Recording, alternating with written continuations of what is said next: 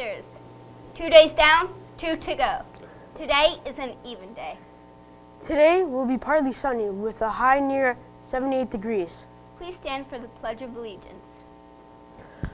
I pledge allegiance to the flag of the United States of America and to the republic for which it stands, one nation, under God, indivisible, with liberty and justice for all. It's that time again, the science fact of the day. Today we are going to talk about internet. We've uploaded Maria's mind to the Parkland server so that you can see what's happening in there. Hey Panthers, here I am in the internet, specifically the Parkland servers. As you can see, there is a lot of info flying around behind me. None of us can remember a time without the internet. It's always been in our lives. It has taught us many things, including how we look at and process things. Here is resident science expert Bill Nye to tell us about our brains on the internet. Hey, Bill Nye here in the Emoji Science Lab. This episode, your brain on the internet. Now, the internet started out small. It was a way to connect certain academic institutions by computer.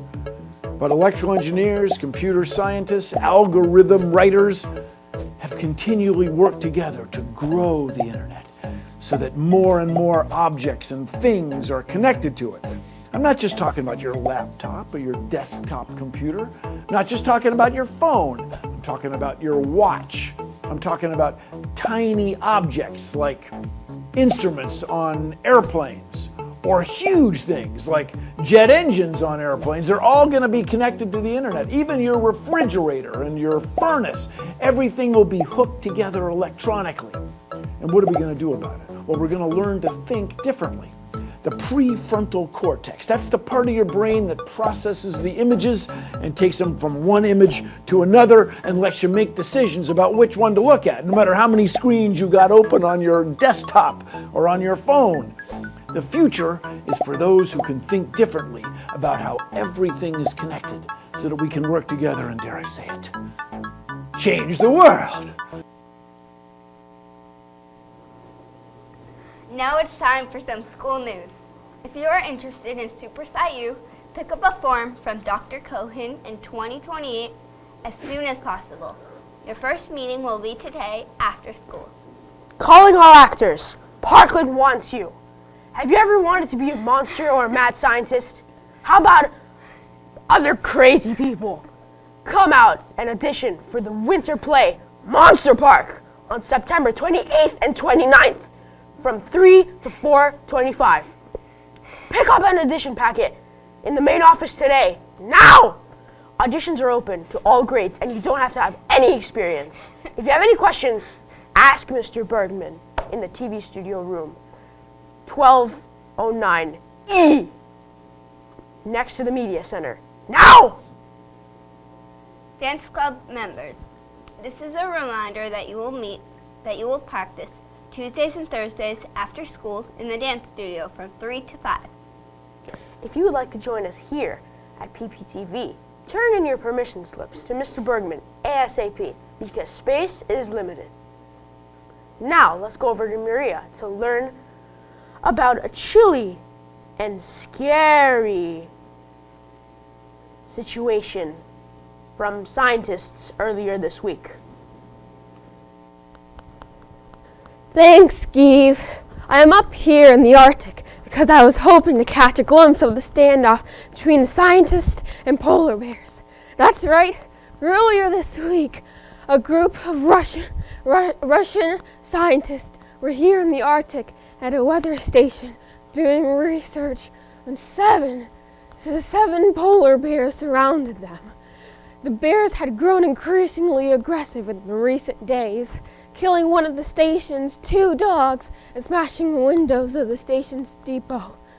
The desperate explorers had run out of flares and remained trapped inside. So, who won the standoff? The scientists.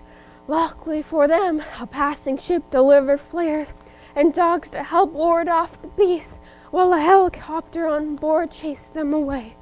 But it was scary for a while. How much do you know about polar bears? Check out this video from National Geographic about these awesome animals. And now, it's time for some more amazing animals. Number 1,986,425. The amazing polar bear. Hello? Ah, there she is. Or should I say, Ursus maritimus. Oh no, don't say it. Too late. I just did. It means maritime bear. Although polar bears are mainly born on land, they actually spend most of their time at sea. You'll find them in the Arctic, which is here on the map. Oh, my finger just got cold. Sadly, it's estimated that there are only around 25,000 polar bears left. And there are fears that global warming may be partly responsible as they spend their lives on the shrinking ice. Anyone got an ice cube? Polar bears can weigh around 1,700 pounds and be up to 10 feet tall. So, if you bump into a walking carpet, watch out. They rarely attack humans, but if they're feeling a bit hungry, just don't cover yourself in ketchup. Here's one with her cub. Aww. Here the cubs emerge from their den in a snowdrift, ready to begin the long walk to the sea. That is, if they can safely escape being sat on. Mummy, no, no, no! Oh, sorry, darling. They're hairy, they're scary, but still, the polar bear is such an amazing animal.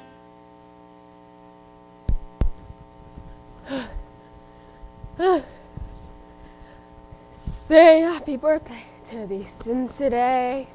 Happy birthday to you. Happy birthday to you. Happy birthday. Happy birthday to you. Happy birthday to you. Happy birthday. That's all for today. Remember these words from author Beth Mend, Connie. If the future seems overwhelming, remember that it comes one moment at one time. Don't allow life to overwhelm you, Panthers. If you feel yourself being overwhelmed, talk to someone. Have a great day, and we will see you tomorrow. Bye. Bye.